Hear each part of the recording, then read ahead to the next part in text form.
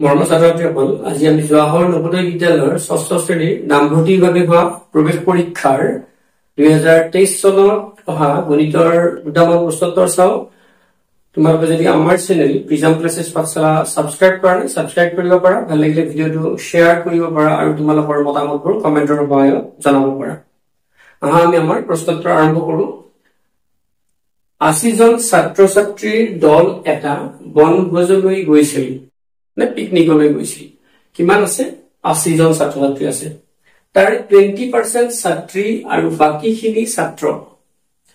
কিমান জনী ছোৱালী যোগ কৰিলে লৰা হবগৈ 70%। তাৰমানে মুঠ গৈছিল কিমান? ৮০ জন লৰা ছোৱালী গৈছিল, ছাত্ৰ-ছাত্ৰী গৈছিল। তাৰে কিমান? ৮০ জনৰ 20% ছাত্ৰী, 20% ছাত্ৰী। গতিকে ছাত্ৰীৰ কিমান সংখ্যা? ছাত্ৰীৰ সংখ্যা কিমান? 20%। মানে ৮০ জনৰ 20%। ৮০ জনৰ কিমান? 20%। তাৰ মানে কিমান হ'ব? ৮০ জনৰ 20% হলে ৮০ পূৰণ 20/100।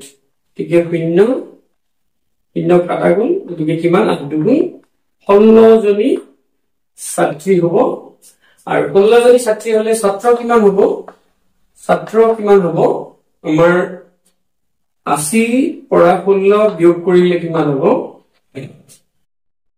4 10 6 4 7 6 64 জন হ'ব ছাত্ৰৰ সংখ্যা।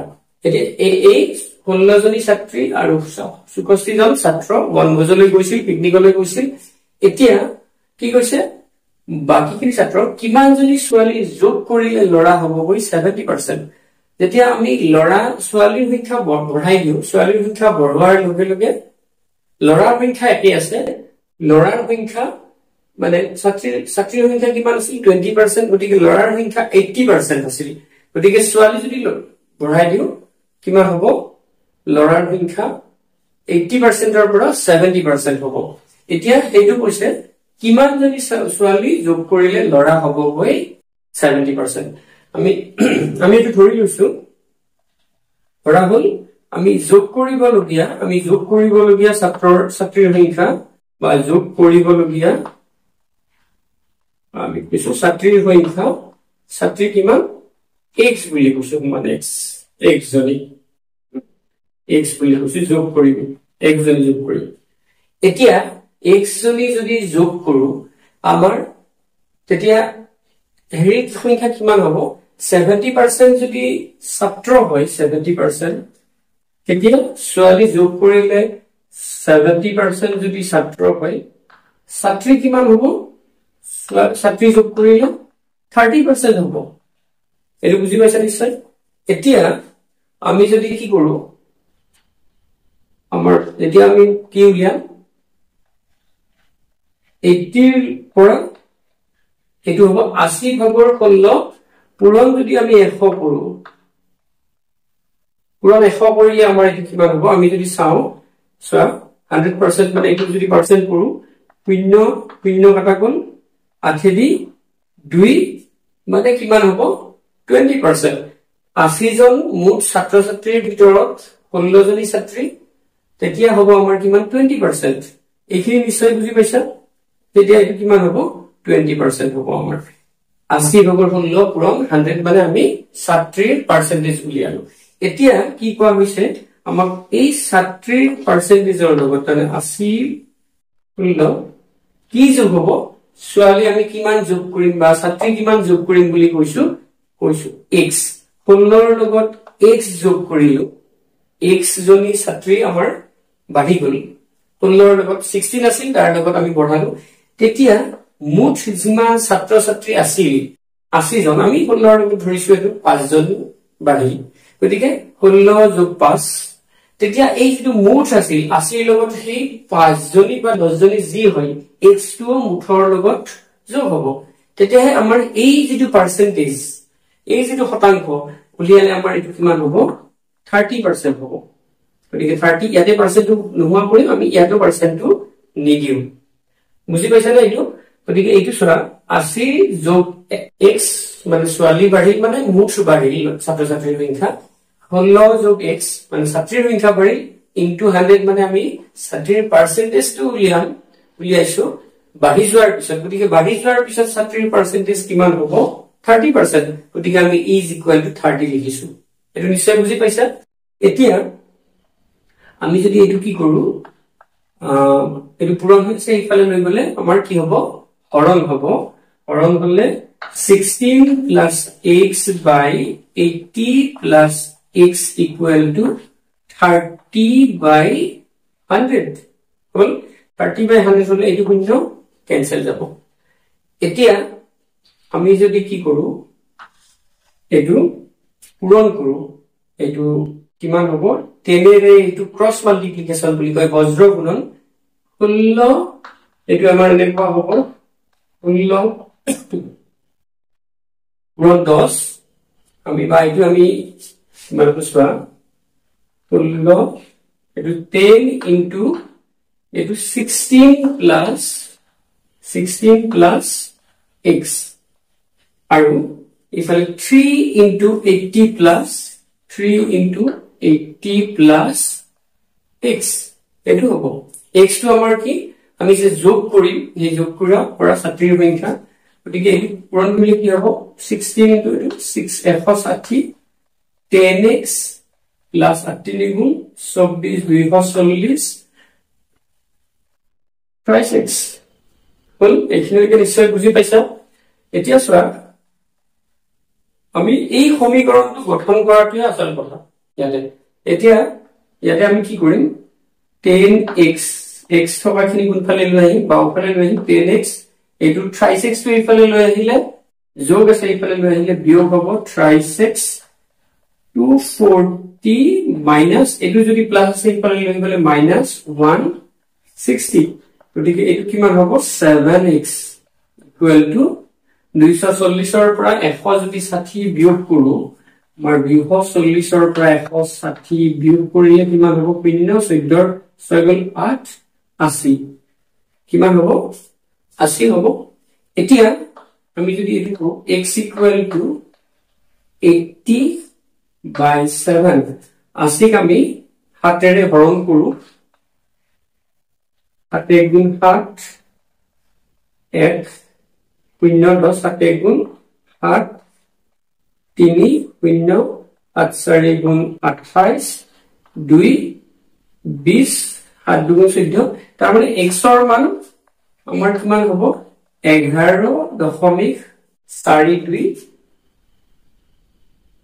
4 মানে 4.3 হ'ব আমাৰ 14 20 60 8 এটা 4.3 হ'ব আমি যদি কৰো আসন্ন মানটো 4.3 হ'ব এতিয়া সংখ্যা যেটো ছাত্ৰীৰ সংখ্যা 11.43 তাৰ মানে 11 জনী ছাত্ৰী আৰু 100 ভাগৰ 43 এটো তো আমাৰ ভগ্নাংশটো মানুহৰ সংখ্যাটো নহব গতিকে আমি এটো যদি কি কৰো কাৰণ 11টাতকে বেছি ছাত্ৰী লাগিব যোগ কৰিব গতিকে আমি এইটো 11টাতকে বেছি মানে আমি এইটো কি ধৰিম x ৰ মানটো আমি 12 ধৰিম 12 কি ধৰিব লাগিব 11টাতকে বেছি লাগিব ছাত্ৰী তাৰ মানে কি 12টা লাগিব গতিকে 12 জনী ছাত্ৰী হলে কি হ'ব 70% হ'ব একদম আমাৰ একেবাৰে হেৰি নলাব মানে 70% ৰ পইণ্টৰ ইফাল থাকিব দশমিকৰ গতিকে এইটো হ'ব আমাৰ এনসাৰ মানে 12 জনী ছোৱালী আমি যোগ কৰিলে কি হ'ব ছোৱালী লৰাৰ সংখ্যা 70% হ'ব 2023 চনত আনটা প্ৰশ্ন চাবা ৰহিমে দিনেশতকৈ 10 নম্বৰ বেছি পাইছে জৰ্জে ৰহিমতকৈ 25 নম্বৰ কম পাইছে তিনিওজনৰ মুঠ নম্বৰ 235 হলে জৰ্জৰ নম্বৰ দিয়া উলিয়াব লাগে বা জৰ্জৰ নম্বৰ কোনটো অপচন হ'ব এটো উলিয়াব লাগে গতিকে আমি ৰহিম আৰু দিনেশৰ নম্বৰটো আছে গতিকে ৰহিমে দিনেশতকৈ কিমান নম্বৰ পাইছে 10 নম্বৰ বেছি পাইছে গতিকে আমি ৰহিম আৰু দিনেশৰ সম্পৰ্কটো আছে আৰু কি আছে জৰ্জ আৰু ৰহিমৰ সম্পৰ্ক আছে গতিকে আমি কি উলিয়াব পাৰো ধৰি লব পাৰো ইয়াতে ৰহিমৰ নম্বৰটো ধৰি লব পাৰো গতিকে ধৰা হল ৰহিমৰ নম্বৰ ৰাহুল ৰহিমৰ